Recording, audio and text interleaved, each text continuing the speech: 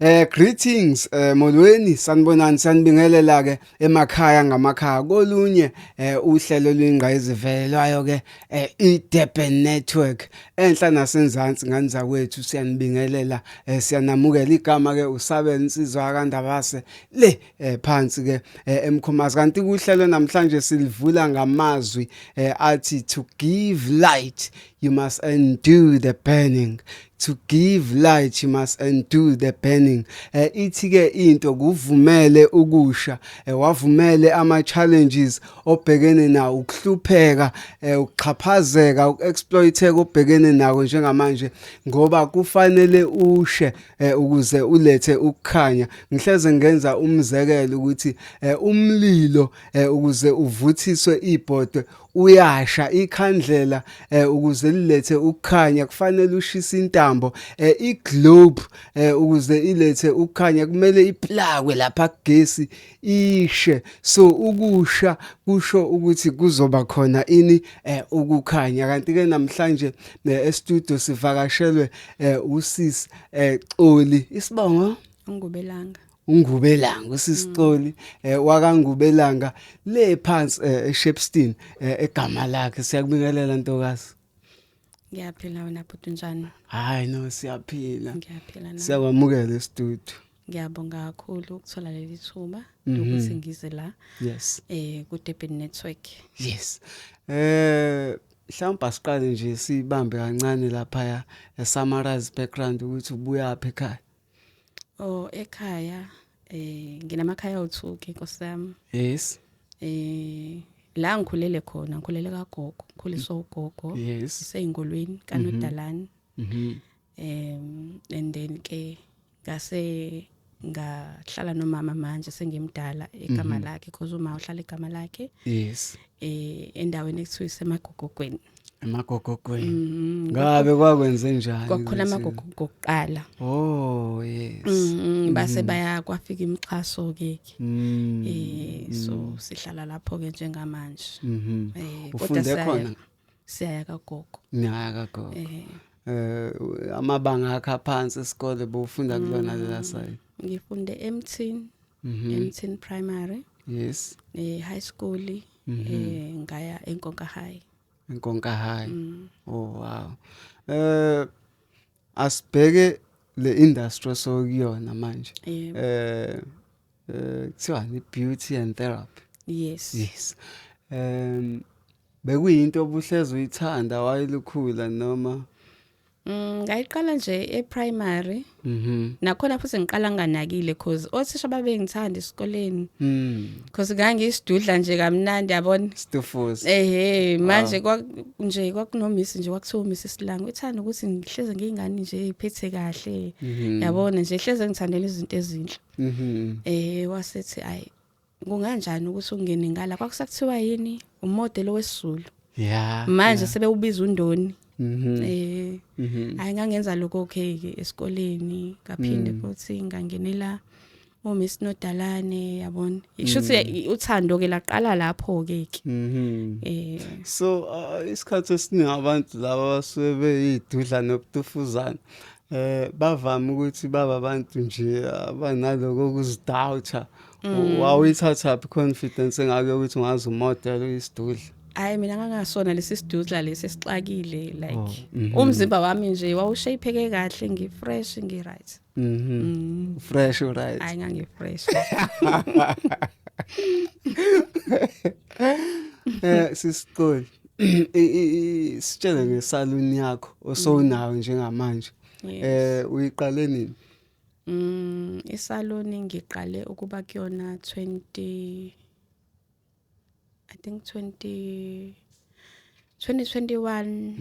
Yeah. Yes. And then ngangisuka eMaritzburg.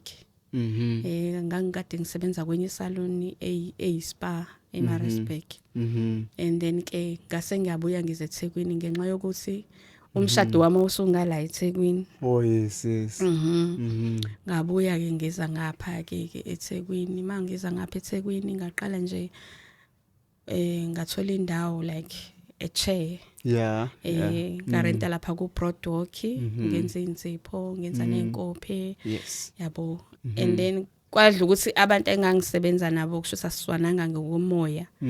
nga decide ukuthi hayi ake ngihambe ngiphindile ekhaya ngiyohlala phansi ngahlala phansi ke ngase ngithola umsebenzi eStamford lo msebenzi ngangisebenza nabantu abadumile yabo osaziwayo yes sasidila nabo nje nabo bangikhonza shame umsebenzi wami bewuthanda yabo yonke lonto leyo kwawukuthi ke kumele ukuthi ke manje sengiyazizwa nami ukuthi hayi ake ngiqale nami into eqondene nami yebo hayi ke kwayimake manje ngicabanga ukuthi okay konje imangabe ngithi ngivula isaluni ngizoyivula isaluni ngiyiqambe ngithini kwawukuthi ke kwakuno sisengangimsebenzela la Masgrave ekuyena umuntu engaqala kuyena yes so wayeleyo mengabe engibiza athi pheshi yabo esusela kuba ku patience yeah so ngase ngithi ake ngisebenzisa upheshi as I brand ngasebenzisa yona ke ayike na ngempela ke ngalokhuza ngahamba ngayo register yonke into yami yaba right so ke ngabe sengiqala leyo branding ngopheshi that's why Pesh Salon that's why ilokhuzana salon yami ithi Peshi Salon Peshi's Salon Peshi Beauty Salon Peshi Beauty Salon yes ngeke ngeze uthinta indaba yokuthi ngoba umshado wakho wakususa le ukuletha la ushadile ngisashadile kodwa siku separation okay siku separation nomyeni wami ngoba umshado into enhle nje na separate manje umshado omuhle and futhi kwakuhle besithandana nomyeni wami komnandi yonke into nje ihamba kahle nangendlela futhi enza ngayo nkosami angimblame ngakuthokozela indlela enza ngayo because izinto zami mina ngumuntu izinto zakhe ezisheshayo ngilo ngani nje ethi mase isheshelwa izinto zisheshe zonke izinto zami so wathi nje decide ukuthi uyekhaya nami ngangalindele futhi yayingekho imali sasithi sibekile for ukuthi yabo kodwa kwathi mase kukhulumile kwazenzakalela yonke into yabo and then wase decide ukuthi hayi uyekhaya meyekhaya sawakhipha amalobolo ekseni emini kwambeswa ntambama yonke nje lento efanele mayikhishwe yamalobolo yakhishwa nje same day sashada yonke into sabhala kwakufana nokuthi siyabhala because kwangasiwona like white wedding anjaheni kangaka sebenza same day konke angithi izinto zami it's like mangaphani mina nginikwa into vele yonke into isi boom boom boom boom angazi wazala umbethe kahle ngiyacabanga ngoba yonke into enginayo ivelize mawala mase futhi kuthuleka kuyathuleka ngumuntu kanjalo nje sengaze ngajwayela nami so ke sashada ke nomyeni wami kwaba right sahlala kwa right sahlala soyithu kwaqala ke inkinga ke kangaba happy agowisha hayi ngagowa shame ngagowa nje ngempela futhi kwabiza ukuthi ke hayi sekufika kulesi stage sokuthi angisakwazi ukubekezela hayi kodwa nje into eyangikhipha kakhulu eyangikhipha because vele bese siqala sinenkinga mina naye yabo and then khona la wafika khona emsebenzini wami wathi ucela ukuthi namhlanje shawo umoya like kade sagcina ukushawa umoya okay fine ngathi ngicela angilinde ngiqeda ukusebenza because asibhizi yes wathi na okay wahlala kancane nje emsebenzini wasethi hayi ngoba usabhizi and ngiyabona ukuthi uzoqeda late ngicela ukuthi ngikulinde eSun Coast because aseSun Coast yes ngathi mina okay fine nangempela like ngijabula ukuthi yabo siyaphuma out namhlanje ayibo lonto le yes Mangaphane usufisa ngabe iwashu i-control wena uyayibona nje lonto sengijahe nami ukuqeda and then ngashiya futhi amanye ama client ngawaqeda ngathi ay guys ngizoqedela mina ngiyahamba yeah mangihamba ngimfonele angithi anginayo vele imoto obviously ngizogibela ama taxi ngamfonela ngamtshela ukuthi hayi sengiyeza ngisendleleni wathi nawe okay fine ngizongifica endaweni ewukuthi hayi nangempela hayi mangithi ngiyafika yabona nje mawuza yeah how why phohle namantombazane yayibona lonto leyo ukuthi obviously vele usuza nje sekuyi 10 off yabo why ehle namantombazane hayibo lo muntu angicabangela ngathi ngigowela manje sisolungisa izinto zethu zibe right sikhulume nje into ehambayo yena still futhi usenza yabo okay ngize ngisondele sengibhocobele nje ngibona ukuthi yabo la inyembezi ngiyazizwa igcwila amehlo jeez okay ke ayike silento ngisondele mangisondela okay athi nangu umkami yabo nangu umkami how nangu umkami la yabo leyo nto leyo uzokwethulela isithembu ukuthi manje why ethi nangu umkami and then okay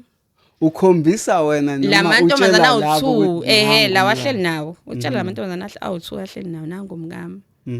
all right okay ngithule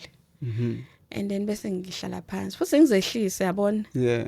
fike nje lento ethi nje awukozehlisa ngizehlise ngihlale phansi and then bese ke ayike ayasho ukuthi hayi abashana laba ngithi mina ifamily mhlawumbe ngoba phela bayifamily enkulu mhlawumbe yenye ifamily engayazi yabo athi na no why nje ingane engihlakane nazo lana ntontontonton okay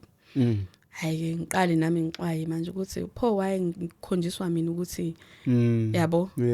and then ngibona ukuthi le ndoda esaqhubeka nokungangihloniphi yabo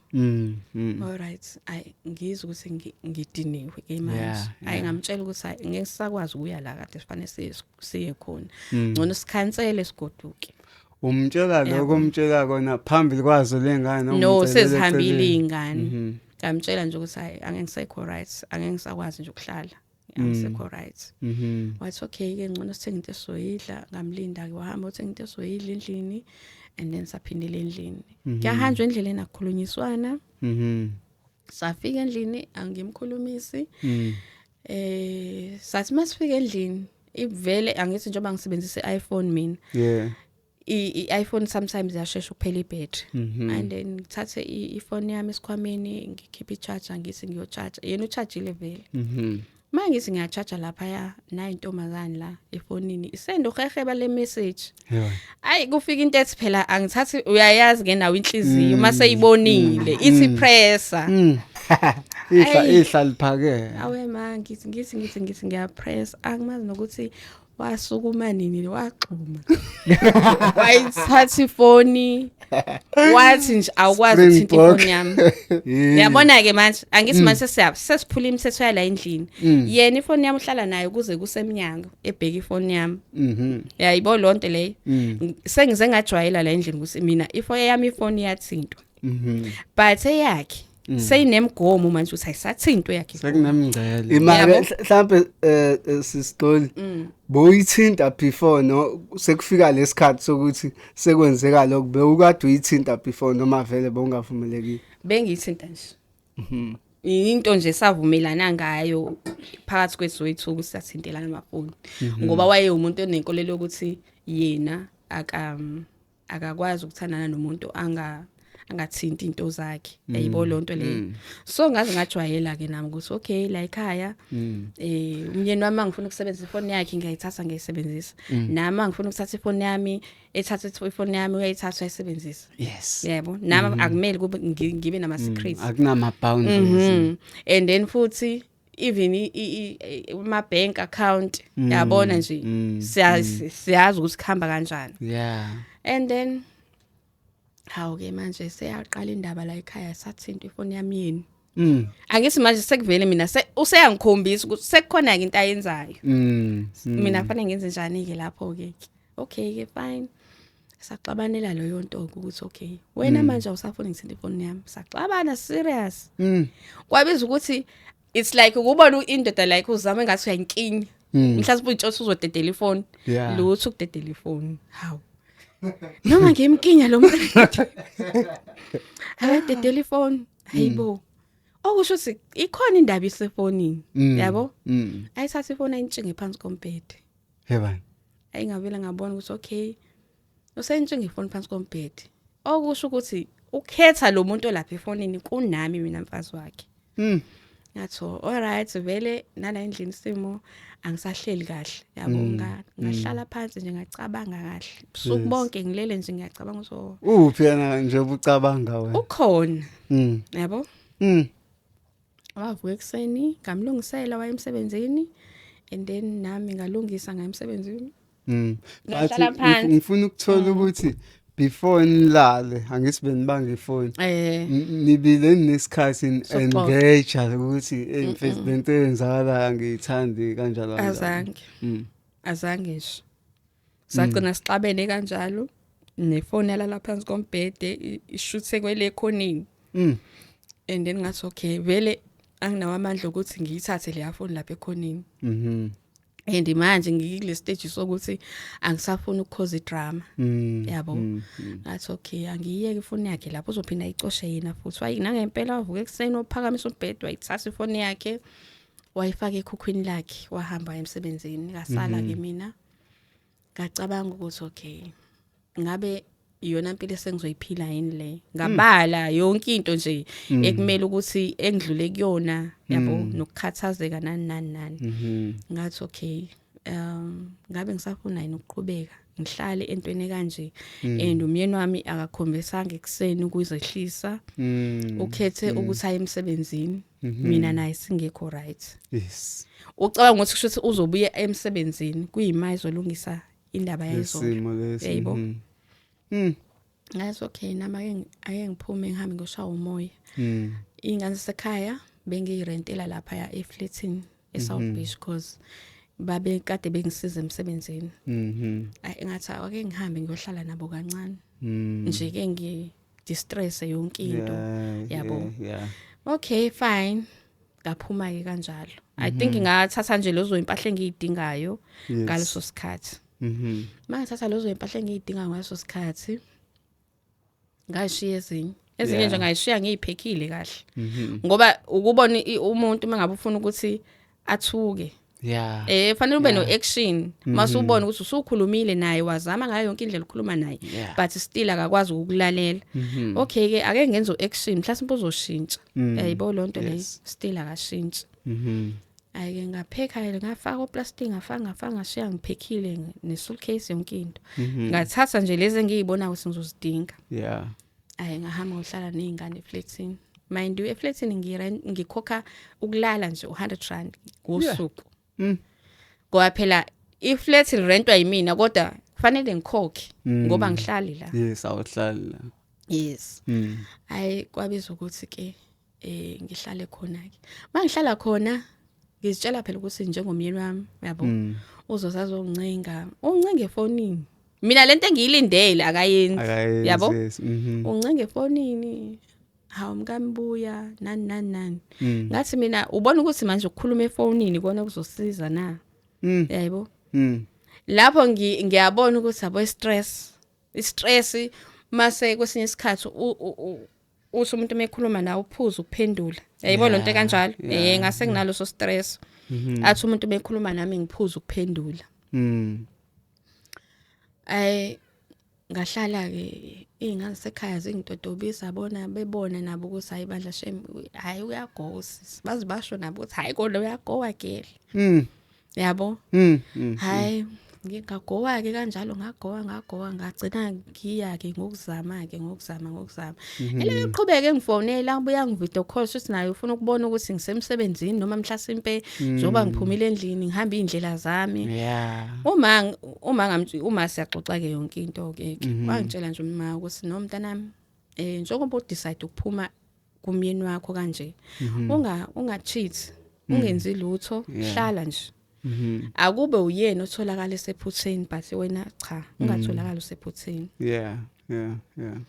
ayila ngempela ke ngalalela uma ngahlala ngathi ngisahleli kanjalo ayikho kodwa into kuwena ethi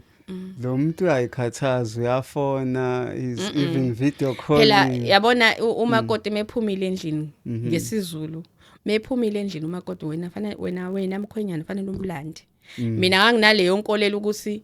yena uzohamba ayongiceba ekhaya ukuthi ngiphumile mina la ekhaya and then ngizolanda umkami and then bese kuhlalwa phansi as a family kulungiswe indaba ukuthi uze waphuma umakoti bekwenze njani yayibona lonto but yena wakubalekela lokho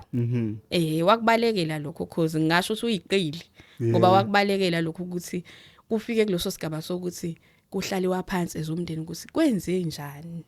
yayibona lonto alright ke ngathi okay ayincengani nama ngiqhubeke ke ngisebenzele vela ama client angenza ngibe happy kuyahlekwa lana yabo ugcina sokukhohlwa inkinga zakho hayi nangempela ke ngaqhubeka ngasebenza ngayiphushela umsebenzi ngathi nje ngelinye kwa ukuthi eflatini because izingane zasezingasahlaliseki kahle kwamele ukuthi sifune enye indawo lapho kwakuzobe iphasika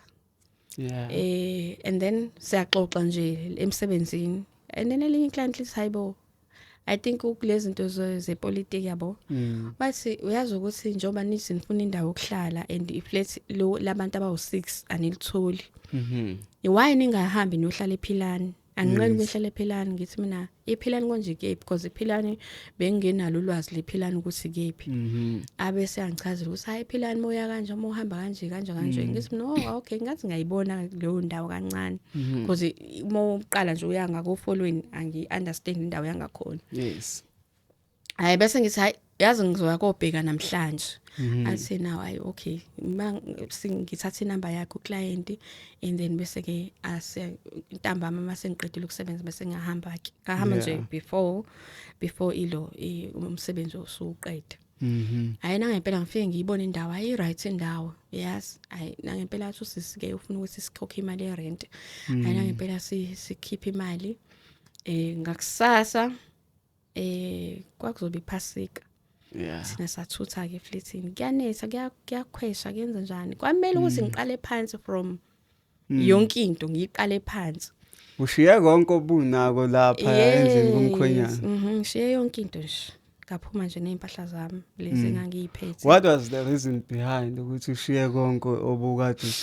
usunako ngani? Inkinga umyeni wami ngiyamazi ukuthi umuntu onjani before yabo. Umuntu ongakwazi ukuyibona iphutha lakhe. Yeah. Uyaphuza ukubona iphutha lakhe ukuthi nginephutha la yabo. Yeah. And mina naye sekukhona ihistory seke saba nayo before. Yabo manje mase siqala ama fight. Yeah. Obviously vele sizoholela kule ya history yethu. Oh yeah. Yayibo lonto le and then ngcine izinto zeba wesi. Ingakho nga decide ukuthi okay masenza kanje angivele ngiphume mina because ngiyabona ukuthi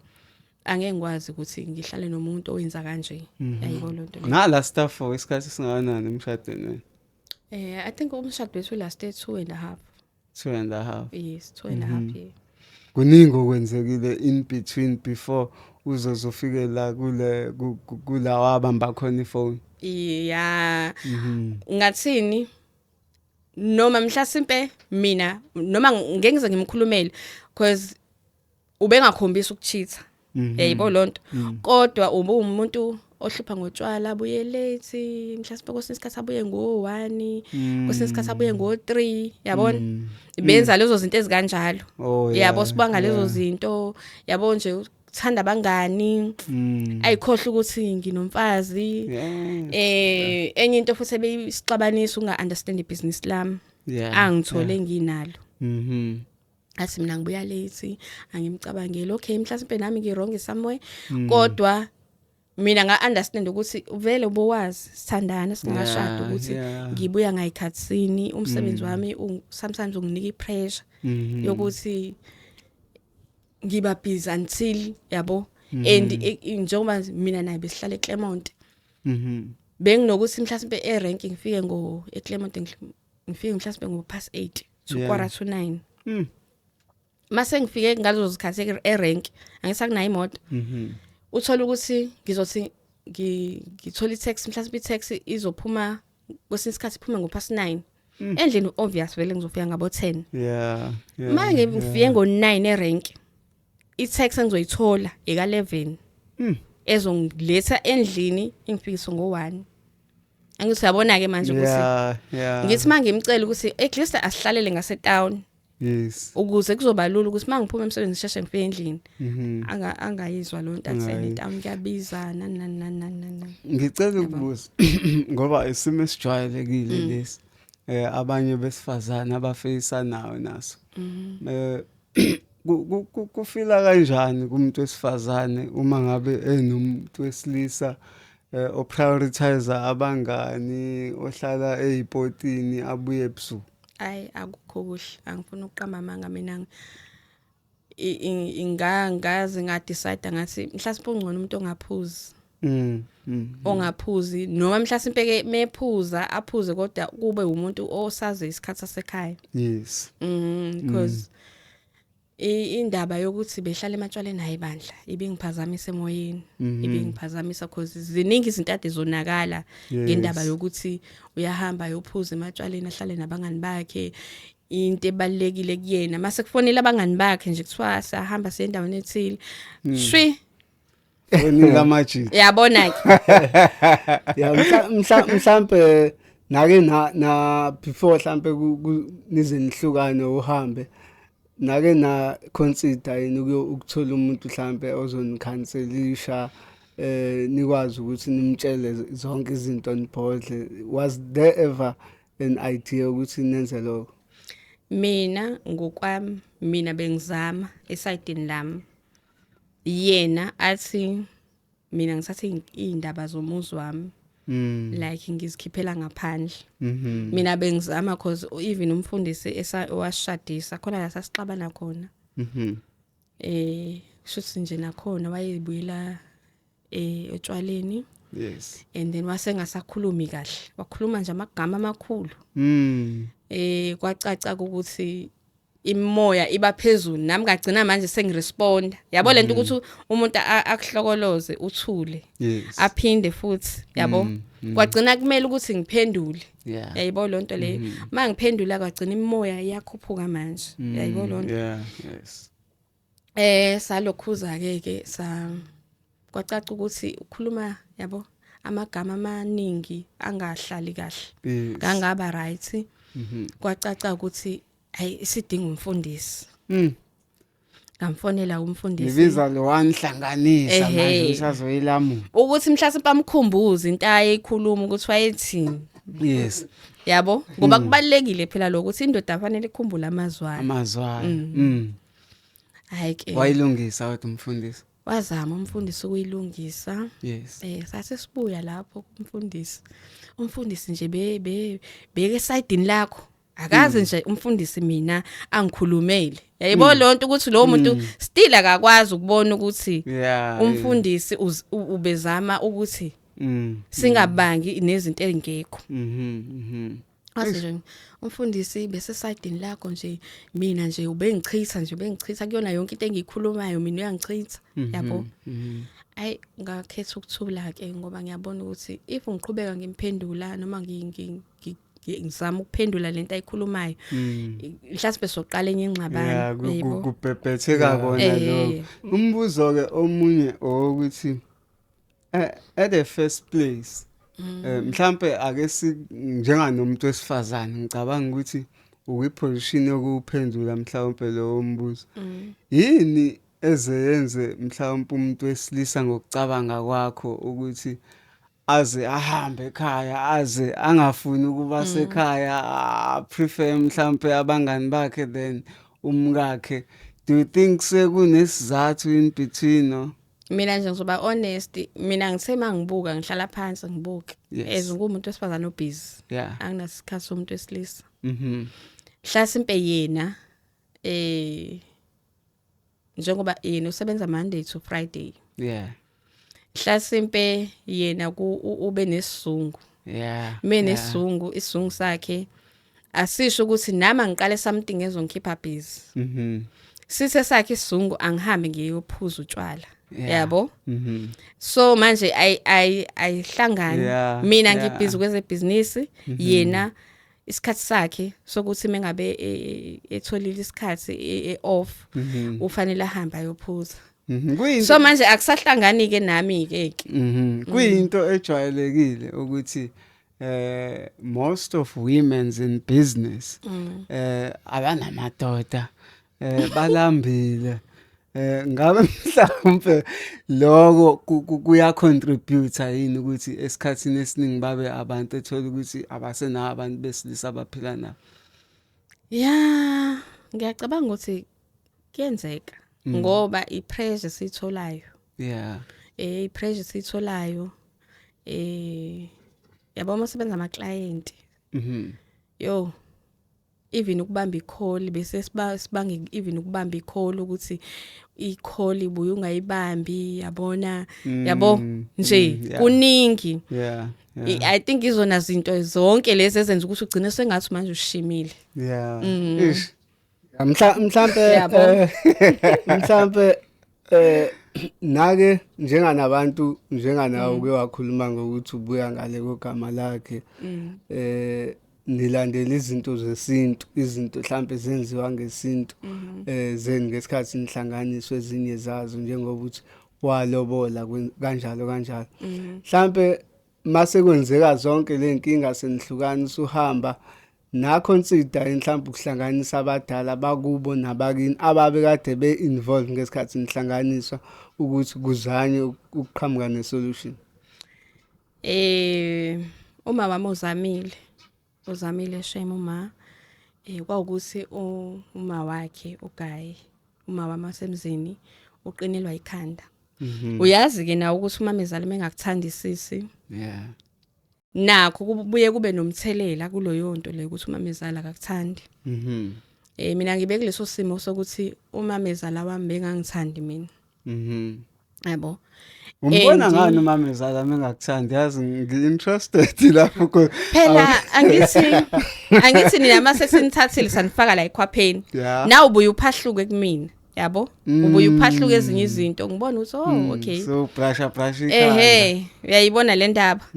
so naye ke kushuthi wayenokuphahluka yabo kwesinye isikhathi nanokuthi umyeni wami wa before aye ekhaya eyolobola wathi kumina because mina ngu second wife wathi kumina mngami angithanda ukuthi njengoba ngizokwenza lento kini uma naye afaka isandla ngifuna ukuzenzela yonke into mina ngingamfaka uma kulento le and then ngase ngiyabuza ke mina ukuthi why wathi uma sometimes uyacontrolana yabo kwezinye izinto and then mase kunalezi ingxabano ingqondo kumina iyabuya ukuthi kuba kuthiwa ngamlalela mhlasimpe ngabe mina naye silwa kangcono yabo mawuthi wena u second wife that means usesithenjini noma unkosikazi lo omunye ayinayo washona o mhlawumbe bahlukana lo qala wamlobola kwangalunga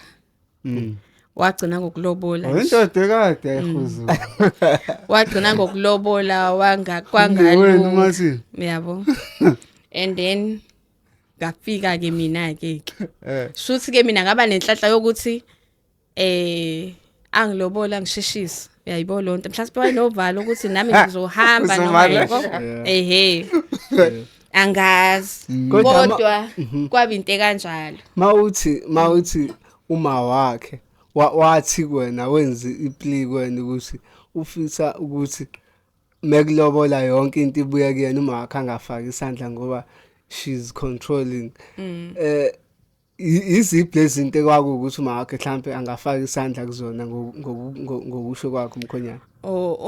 umyeni wami iplan yethu sobabili esasiplane sesivumelene ngayo siqala indaba yokuthi kuzoba umyeni nonkosikazi umyeni wami wayeyongilobola nje ekhaya ezohamba nge-24 za December and then wase eyasho ke kumama ukuthi ayi mama manje sengicabanga ukuthatha umfazi kanje and then umama wasethi okay ngicela ukuthi nifike la ekhaya sizoyikhuluma indaba ayina ngempela ke bafike bazoyikhuluma sizoyikhuluma sonke sobathathu alright ke bese umyeni wami mina ngifuna ukuthi ngihambise amalobolo qala before ngenze because inhloso yakhe kwawukuthi ufuna ukwenza izinto zonke ngoMarch ngithi ngizalwa ngoMarch inyanga yami okuzala uMarch wayethi yena uzokwenza ngoMarch ukuze sihleze sikhumbula ukuthi ngoMarch kwangashada nomyeni wami yayibo lonto le kwacaca ke ukuthi phela abantu baseThekwini uyazi nawe ukuthi bathe Shepstone kude yayibo lonto so fike sihambisa amalobolo siphinde futhi siyabuya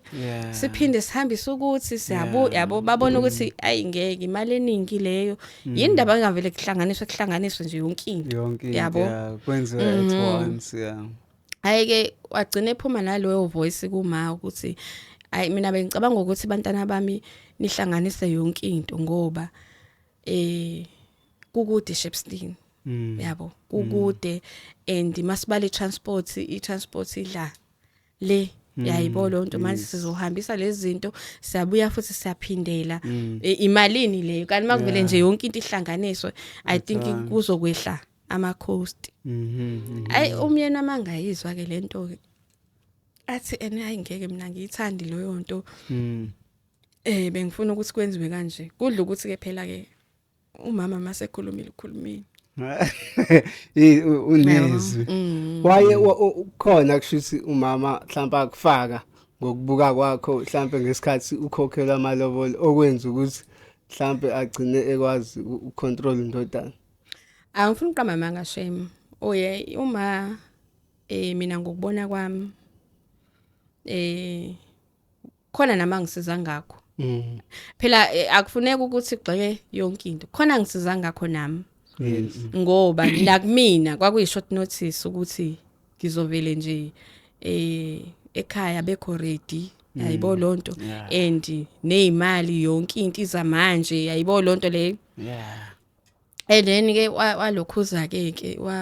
nami esidini lami khona anginikeza kona umamezala and then naye umfana kwaba khona amnika kona yayibo lonto leyo for ukuthi akwazi ukumaintaina idingo zomshado nani to carry the cost kodwa amalobolo yonke into nje yaphuma kumyeni wami yena kwakuukuthi ke manje sesikhokhela lawo amadeko nani izona zinto ke leyo imali yayiphuma ngakuyena ke mhlambe sisigxoli kusounda as if nani in terms ngaleso sikhathi kwenzeka lonto nomamezala nanizwana hence waze wakwazi ukukhipha alethe nakwena ukuthi ulungise ngale ekhaya kwaqala nini le washintsha khona izinto waqala mhlawumbe wabona ukuthi ayi engathi ayisawona amadlela ndawonye ngathini ngikuthiwa izinkunzi ezimbili azihlalelani asibuse sibana sisa I think ekuhambeni kwesikhathi mina naye sasiyitshela ukuthi si right mina ngokubona kwami ngangitshela ukuthi mina naye si right but ekuhambeni kwesikhathi ngabona ukuthi ngeke asikho right vele kwasekuqaleni ubevele yabo singaphilelani like nje ubone ukuthi okay umama nendodakazi ngokushuthi kwakunokupretendana khona la sasinakho lokho kodwa ngenxa yokuthi mina ngase ngitshele ukuthi ngizokwakha umuzwa la ekhaya and then fanele ngibe umakoti whatever mina naye izinkulumo noma ekade ngiyithola angingabusazithatha ngiyibeke enhlizweni konke angidlulisi yabo ngoba yena wayinale nkolelo yokuthi mina ngakhipha lo munye yena wayinalo yonto ukuthi mina imini imbangela ngoba phela nangu lo uhambile mina manje yabo yena wayinalokho ukuthi nangu umuntu oyikhozi yokuthi khambile wakhipha lo makoti ayemthanda yena uzitshela kanjalo ukuthi ngakhipha umakoti lo ayemthanda kanti mina no mina ngafika ivele kune iswengu vele sesi yabo umlisa vele naye sayidecide ngendlela yakhe yabo kunzima ya kakhulu iprocess ye divorce inzima kanjani kakhulu kubantu besifazana Angakangeni kwi-process ye divorce. Sisakwe separation nje. Sangenza kushuthi nibuyela. Angiboni Kanami ngithi ngisalapho ukuthi ngabe usamthanda. Angiboni ukuthi kuzokwenzeka ukuthi sibuyelane. Usamthanda ubaba. Ngoba wazwanzima umbuzo. Angiboni ukuthi sizokwazi ukubuyelana ngoba kune protection order phakathi. And i-protection order isecourtini ngomhla 7 August. Yes. Bese se court. Yeah. Inkantolo ke yayimnikile leya period ukuthi akwazi ukulungisa izinkinga zakhe nomndeni. But yena wathi ucela ukuthi aqhubeke ngenkantolo. Yabo. Okusho ukuthi mase siyathina enkantolo, inkantolo vele siyabona ukuthi sikunikile isikhathi sokuthi ungakwazi ukuyolungisa indaba nabantu bakamakoti wakho noma nomakoti wakho, but awukhombisanga ukulungisa.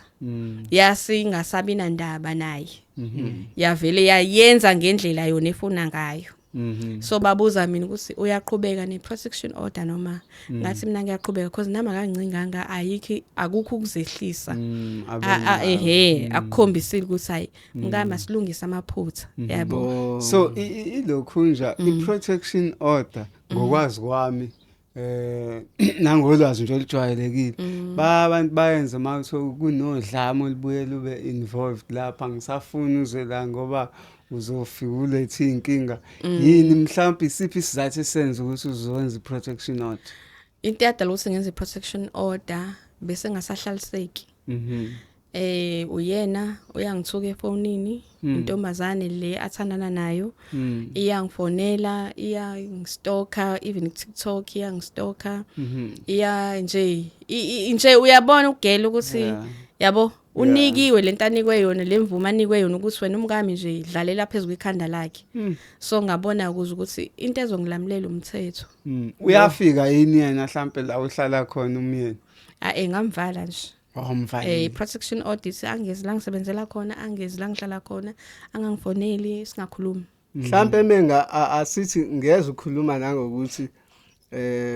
upon izinto zase court ezingenzeka manje bazobe besho kona ukuthi akazange eze kuwena akhulume nefamily. Ngiya epointini lokuthi if engangena la manje athi kuwena uyaxolisa ngako konke akwenza uyawabona amaphutha akhe, would you go back? Mina ngeke ngize ngikwazi ukuthi mengangena la athi uzoxolisa. I think nginenkolelo mina yokuthi mofuna uxolo yenza ngendlela eright. Kuzwakala ukuthi ngempela uyindoda uyaxolisa yabo. Yena mefuna uxolo fanele aye ekhaya la ngizalwa khona. Yes. La ngithatha khona aye khona ayoxolisa ebantwini abadala axolise mina ngiyingane yabantu abadala ethandwa yidalwa aye nakubona afika axolisa ukuthi ngiyaxolisa ukuthi inganeni bengayiphethe kahle. Yeah, mhlawumbe sesivala kule topic. Usamthanda yini wena? Isakhona la nto enhlizweni kuwena ukuthi umyeni wami because nale gama lethu umyeni wami aliphele emlonyeni. Mhlawumbe ngabe inhliziyo isathika. Ngathini angithi uyazi ukuthi thina abantu besimama asheshi ukudedela. Angifuni uqamba amanga asheshi ukudedela. Yeah. Leyo nhlasi encane isakhona kodwa akuseyona inhlasi ethi ngimfuna la umyeni wami yabo. And nami leyo nhlasi sengiyona le ngifuna ukuyikhipha ngiyikhiphe nje iphele nyanya ngoba ngiyambona ukuthi akayimiseli ngokuthi kulunga izinto. Yayibo lonto le. So angikwazi ukuthi nami impilo yami ngiyicindezelele umuntu ongayimisela ukuthi kulunga izinto. Yayibo lonto. Ngoba nami mhlasimpe ngizicindezele lapha ya kanti mhlasimpe kwayisho lona le dwathi mhlasimpe kuzibheka. Yayibo lonto. Yabo. Mangathiwa ke vele sekunensiza mhlawumbe lokingqongqozi lokithumela incwadi ngale eceleni. Uma ucabanga mhlawumbe umnyango njengalowo usuvulekile noma angifuna ukuqamba amanga la eminyango kunabantu besilisa ababathanda abantu abesifazana abahlakaniphile. Yes. ayibuza umuntu ukuthi like nje ngalesikhathi ngihamba indaba zamakhosi uthola ukuthi yabo omantshi mhlawumbe uyakubuza ukuthi kwenzakaleni uyachaza asayibo khona indoda ekwazi ukulahla umfazi ohlakaniphe kanje yabo uyabona ukuthi bayamangala ukuthi umlahla kanjani umuntu ohlakaniphile yayibo lonto le kodwa ke okwamanje angakathandi ukuba nomuntu wesilisa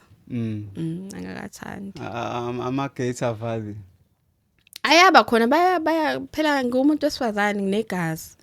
utho usuyayibika umuntu but ngisabhekisisa nami futhi ngisanika isikhathi mhlawumbe nje wonke lo nyaka nalozami mhlawumbe uzohlala ngazi kuzocaca ukuthi kwenzakalani kodwa angisafuni ukuxhamazela and ngisengize ngayitshela ukuthi uyazini mhlawumbe mawukuthi ngiyaqala ngiyabona after izinto eziningi mhlawumbe ngiyosathela mhlawumbe umuntu ono 50 something yabo ngoba esendivelele ilalele ngoba manje angisathembi kontanga yethu ukuthi hayi mhlambe coming back to i-business lakho part of i-presentation oyenza izolo not i-presentation i-speech ukhulume ngokuthi kwi-business lakho you empower abantu besifazane bathatha abancane abafisa ukufunda lento ye-beauty therapy ubafundisa ubagroom under i-business lakho baze bagcine nabo sebekwazi ukuthi bangavula ama-business abo or bayoqashwa inkampani mhlambe ezinye ezingaphezulu ngokwezinga compared to your company mhlambe kubaluleke kangakanani kunina ezabantu besimame uku-upliftana ukuthi umuntu mawubona ukuthi une-opportunity kwi-space umthathe na umfake ngaphakathi umgroom ayikubaluleke kakhulu kubaluleke kakhulu mina ngikwenzile ngabona futhi ukuthi baningi abantu mina engibalaphayo like umphefumulo even financial cause bengiyithatha ingane ezinye singazi lutho ngiyicathulise mhlasimpa bambi lozo zinyanga kumina yabo bekubasiza kakhulu bekubasiza bakhona shame ababuyayo bezobonga bese kube khona labake owaziyo na ukuthi umuntu ngisho ngamsiza kangakanani kodwa still akanawo yes kodwa nje ayibandla futhi ngiyengibona ukuthi mase ngifika kuleso stage sokuthi ngivula isikole ayiba kuyoba upass wonke umuntu zonke nje indawo zobe zifuna izingane la kumina i-business lama salons siyazi kakhulu ukuthi dominator ilaba bokufika isibindi esingaka wena sokuthi uthi hayi cha ngizoma kule business usathe I think mina umuntu engigcine ukusebenza naye osesibo mina ube i-role model kumina cause indlela abe strong ngayo ibusiness liquiet ibusiness selimenzela imali ngabona ukuthi nangu umuntu efanele ngibukele kuyena yabo even no Londi London ibona abantu engibalandelayo labo ondethe abantu engibalandelayo engibonayo ukuthi yabo abantu aba strong into masebethi bayayenza yabo ufanele ulandele abantu abakanjalo uma ungabe ufuna ukuba strong yini le ocabanga ukuthi ihlukile wena oyilethayo within a beauty and therapy industry ongathi mhlawumbe ufuna ukuyi-approacha noma ukuyiletha ngendlela ehlukile compared to what is there already angithi uyazi ukuthi eThekwini sekunjani manje yebo and eThekwini abantu abasa like mothi hayi ngenza ibeauty ngine salon it's like umuntu uvele nje akubuke phansi phezulu athi hayi usikhotheni lo yabo mina ngifuna ukubuyisa le yanto yobukhotheni ukuthi ngiyibuyise ukuthi angathi umuntu mekubuka akubuke ezifu ukuthi engathi usikhotheni yabo ngoba angisi sebejwayele laba abakhanvasayo la emgaqweni ukuthi kuthiwa woza siyabo yonke yonke le manje sizama ukubuyisa lo sosithunzi sokuthi ibeauty ayibuyele njengasekuqaleni kulento ayikade iyona phambili kunzima kangakanani ukurana ibusiness umuntu wesifazane ungekho la outsource khona ama funds kodwa konke ukususa ekuqaleni kunzima angiqama amanga kunzima yabo nje mina ngiliqala ibusiness lami njengoba ngangisebenza eStamford ngaxoxa nje nomunye kufana noma wami kumina yazi khona enye indawo engiyibone ku street sevulwayo yabo like uyazixoxela unakile yabo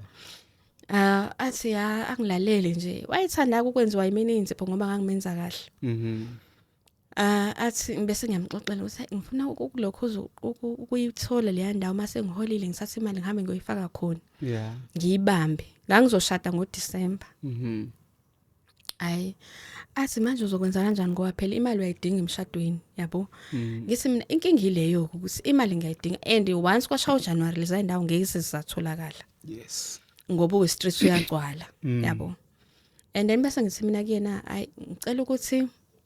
mhlasimpe ngithathe umholo wami ngingamtshela umyeni wami ukuthi ngithathile umholo thizeni ngihambe ngiyobamba mhlasimpe ngikhiphe noma lo 2000 for ukuthi ngibambe le ndawo engiyibonile ukuthi mhlasimpe ngingasizakala kuyona yabo kanti kushuthi uthuli nje unembeza uyamudla ukuthi Nkosi yami yazi lengane and umsebenzi wayo ngiyawazi yabo and lengane mengayiqalela into yayo ingaya somewhere yabo ngithi mase ngifikile endlini anginayo inamba yakhe naye akanayo inamba yami mase ngifikile endlini ngingenelwe icall mhlasimpe la ka7 hawo unjani ngiyaphila uyazi ukuthi ukhuluma noba ngithi mina no angizwe ukuthi ukhuluma noba asikhuluma noma Mbongi ngithi mina hawo unjani ma ngithi mina ngiyaphila athi inamba yakho ngiyithatha komunye wozakwini ngithi mina uyindaba yabo ngitsho ukuthi mhlasimpe khona kunye afuna ukusho yabo ngibuyela kule yankulumo yethu sasemini kade sikhuluma hawo kwenzakaleni manje ma athi ingithintile mntana makho uqama amanga and ngikubonile ukuthi ngendlela oboyixoxa ngayo uyayifuna lento oyifunayo kodwa manje kuukuthi usaxawe ukuthi uyoshada yabo imali uyidinga kakhulu emshadweni yabo bese ngiyasho mina ngithi hayi kona ngempela ngiyayidinga indawo ngiyayidinga because egcineni kosuku kufanele nami ngibe nento engiyiqalayo athi engathi kumina amasenti angconywana kulenyanga kunganjani ukuthi ngikulokhuze ngikunikeze imali yabo kithi mina hayibo ma uzovela unginike imali and then ulindele ini mina kumina yabo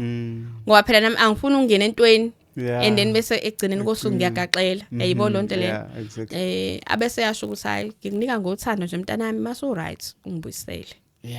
hayibo ngaqala ngayibuza umshado wami uyaphuthuma nakho manje nginika imali ebusiness into enjani le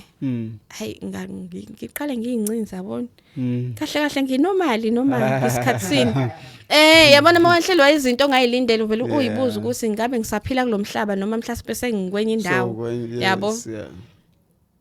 hayi abese ke athi kusasa ekseni ngicela ukuthi before ungene emsebenzini ngicela sihlangane Suncoast kuma parking hayibo ngimxoxela umyeni wami yazi ukuthi wathini umyeni wami wathi hawu kunokuthi enina uyazi ukuthi sidinga imali sizoshada nani wena ubhizi uthatha nezimali yokhokhela indaba zamabhizinisi nani ngathi mina no imali ngizoyilo ibhizinisi ngiyalidinga nomshado yes ngiyawudinga umshado but ibhizinisi liza kuqala empilweni yami because iyona impilo yami yonke le yabo hayi futhi ngayinaki lento ayeyisho yabo ngayifaka emqondweni ngabe mina ekseni ngivuke ngaphuma early endlini ngabo 6 ngahamba because emsebenzini ngangena past 8 sahlangana kwi parking wanginikeza nge-envelope brown khumbula kahle kwaku cash wathi nje njengamanje hamba uyikhokhela indawo imalini le kwaku wayenginike 5000 because indawo engangiyithathile mina yayiweta u 2.5 wanginika u 5,000 i deposit ne rent. Wow. And then ke ngahamba ke ngawe bami ngawubekisa ke kuleya ndawo ke ngathi mina ngizokhokhela indawo ngicela ukuthi nje mase ngidecide ukuthi ngizoyisebenzisa nizobona ngami. Ayina ngempela ke ngibangibhale ku landlord nan. Okay ke ngahamba ke ngaqhubeka ngawulungiselela amalungiselela ami omshado. Hayi ngasebenza I think January February uFebruary ngawuqala endaweni yami entsha. Ngasebenza nje uJanuary wonke ayengabona ukuthi akusangisebenzeli ukuthi ngiqhubeke ngisebenze emsebenzini because ngangasekho happy ngathi hayi emsebenzini lo wawenza kwakuvele kumsebenzi ofanayo nalo uzovula futhi kwakumsebenzi ofanayo. Oh yes. Ayike ngase ngiyamove ke ngahamba ngoliqala ke business ngaliqala kwabanzima ke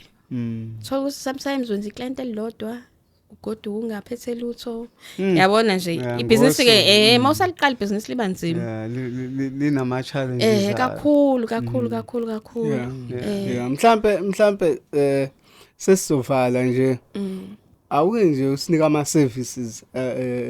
salon yakho ukuthi ngidila ngani mhlambe for someone osekhaya ozofisa ukuthi eze mhlambe salon yakho eze already sazi ukuthi nani because uyazi abantu usuke nokuthi ngifisa ukwenza ukuthi ekhanda lami ngifisa ukwenza ukuthi ezandleni zami mhlambe usinike nje lawo ma detailed descriptions of ilento ama services wakho. Okay esalon yami manje because abanye bangazi ngeinzipho nezinkophe ama individuals manje njengoba sesine branch esibili sesenza yonke into kusukela kwi-installation umluko inkophe ama individuals nama clusters inzipho lonke uhlobo lenzipho but iacrylic science because acrylic iyalimaza inziphweni sadecide ukuthi no asiyeke sesisebenza ngepolygel ne rubber base kuphela yabona nje polygel ne rubber base ama client amaningi ayazi ukuthi sisebenzisa nje ipolygel ne rubber base kuphela. So asiphinde siqale phansi sibale makeup inzipho and then installation umluko and then lonke uhlobo lomluko okunemluko thizeni lonke nje uhlobo lomluko and then ke sizozama ukuthi sifake nomfana ozogunda abantu besilisa anwenza ama Brazilian hair inwele ngakayidayisi ngingazama ukuyidayisa inwele because uyazi amantombazane emasaluni adlala izitokufela yes ngahamba ngayothenga inwele dragon seeds ezinye zazo nje lezi engigqokile so beautiful so ngabona ukuthi